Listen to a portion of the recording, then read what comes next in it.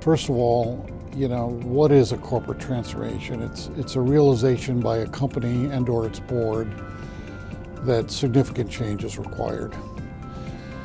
And how do they come to that realization? I'd suggest there are external forces and internal forces, but primarily it's external forces.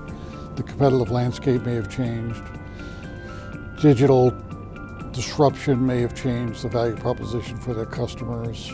In today's day and age, geopolitical forces, economic populism, et cetera, are changing the rules. Tax regimes are changing. So there are a number of factors that have changed the game for a company or changed their economic context. There are these external forces and there are internal forces. The internal forces range from, boards saying maybe we don't have the right leadership, or maybe we need to ask different questions, or maybe we've made a bet here that's not paying off. And, this big bet was a good idea at the time, but things have changed.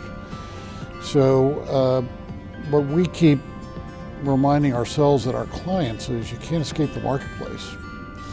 And often the marketplace is pushing you in a certain direction that you may or may not have been planning for.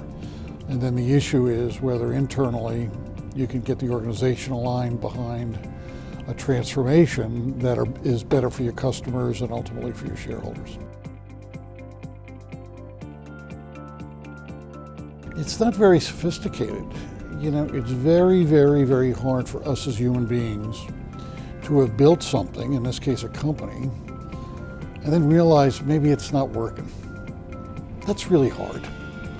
And often what we find in our transformations is the management teams say, I'm just not up for it. I just can't do it. Or maybe I just don't get it.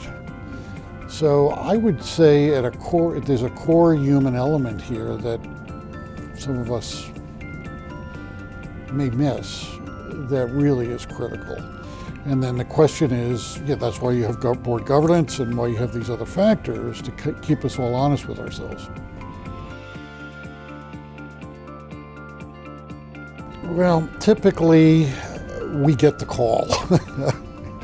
The board will call and say, look, we're stuck.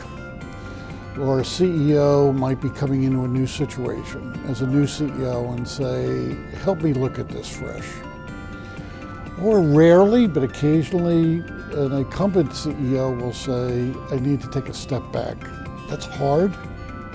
Often doesn't happen soon enough, but we'll get those calls or we'll have those relationships. So the question is, who's in pain? And do they know they're in pain? And if they know they're in pain, are they prepared to do something about it or in a position to do something about it?